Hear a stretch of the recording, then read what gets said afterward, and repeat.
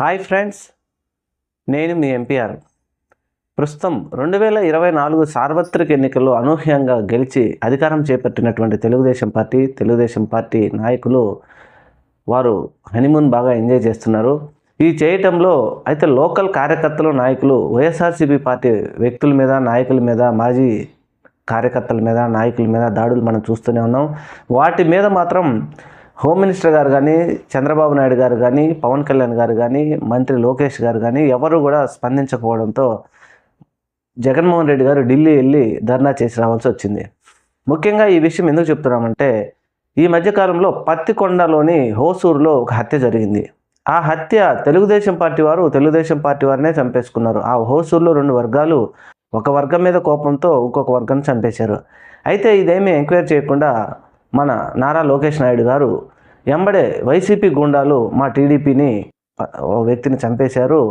2024 సార్వత్రిక ఎన్నికల్లో ఆయన బాగా యాక్టివ్గా పనిచేయడం వల్ల ఇప్పుడు ఆ వ్యక్తిని చంపేశారు. వారి మీద మేము తప్పకుండా చట్టపరమైన చర్యలు తీసుకుంటామంటూ చెప్పుకొచ్చారు. రైట్, ఒక వ్యక్తిని చంపినప్పుడు వారి మీద ఎవరైనా, ఏ పార్టీ అయినా, ఏ ప్రభుత్వమైనా చట్టపరమైన చర్యలు మాత్రం తప్పకుండా తీసుకోవాల్సింది. అయితే ఇక్కడ ఈ విషయం మనం ఎందుకు చెప్పుకుంటున్నామంటే, ఒక మినిస్టర్ పదవిగా ఉన్నప్పుడు మినిస్టర్ గారు ఒక విషయం గురించి మనం ట్విట్టర్ చేసేటప్పుడు, మాట్లాడేటప్పుడు అది కరెక్టా కాదా అని తెలుసుకొని మాట్లాడుతుంటే బాగుంటుంది. నారా లోకేష్ గారు చెప్పిన తర్వాత ఇప్పుడు నిజంగా వాస్తవాలు ఏంటంటే, అసలు ఆ ఊరిలో పత్తికొండలోని హోసూరులో టీడీపీలోనే రెండు వర్గాలు ఉన్నాయి. నరసింహులు, శ్రీనివాస్. ఈ రెండు వర్గాల్లో ఒక వర్గం వారు, ఒక వర్గం దాడి చేసుకున్నారు. ఈ నరసింహులు అనే ఆయన ఇంతకుముందు కానిస్టేబుల్గా పనిచేసి వాలంటీర్ రిటైర్మెంట్ తీసుకొని విలేజ్ నాయకుడిగా ఎదిగి అక్కడ ఉన్నారు.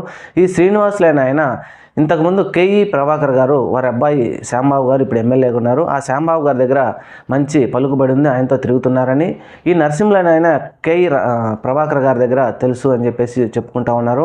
అయితే ఇప్పుడు కేఈ ప్రభాకర్ గారు మాజీ నాయకుడు కాబట్టి వాళ్ళ అబ్బాయి కేఈ శ్యాంబాబు గారు ఇప్పుడు అధికారంలో ఉన్నారు కాబట్టి ఈ శ్రీనివాస్ అనే ఆయనకు ఎక్కువ ఆయనతో పలుకుబడి ఉండడం వల్ల ఆయన బాగా ఎదిగిపోతున్నాడనే కక్షతో ఈ నరసింహులైన ఆయన ఆ ఊర్లో ఆ వర్గం మీద దాడి చేసి ఆయనను చంపేశారు.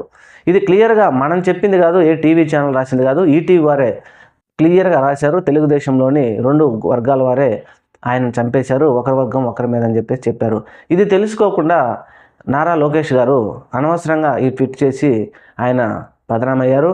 ఈ విషయం ఎందుకు అనుకుంటున్నామంటే, రాష్ట్రంలో వైఎస్ఆర్సీపీ పార్టీ కార్యకర్తలను నడి రోడ్డు మీద చంపేసి కత్తులతో పొడి చేసి చంపుతున్నప్పటికీ, కనీసం నంద్యాలలో సుబ్బారెడ్డిని చంపారు, వినకొండలో రషీద్ లాంటి ఎంతోమందిని చంపేస్తున్నప్పటికీ కనీస స్పందన ప్రజల తరపున ఎన్నుకోబడినటువంటి మంత్రి గారు కానీ, ముఖ్యమంత్రి గారు కానీ, హోమ్ మినిస్టర్ గారు కానీ కనీస స్పందన డిప్యూటీ సీఎం గారు కానీ ఇవ్వకపోవడం, కానీ ఎవరో వారి వ్యక్తి అని ఒకరెవరో చెప్పడంతో ఈ విధంగా స్పందించడం మాత్రం తప్పు.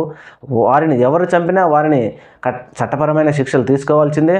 అట్లా కాకుండా వివరాలు తెలుసుకోకుండా ఇలాగ మాట్లాడి నలుగురిలో అవమానం, లేకపోతే అవమానమని కాదు కానీ తెలుసుకొని ఒక పదవిలో ఉన్నప్పుడు దాని గురించి తెలుసుకొని మాట్లాడితే బాగుంటుంది.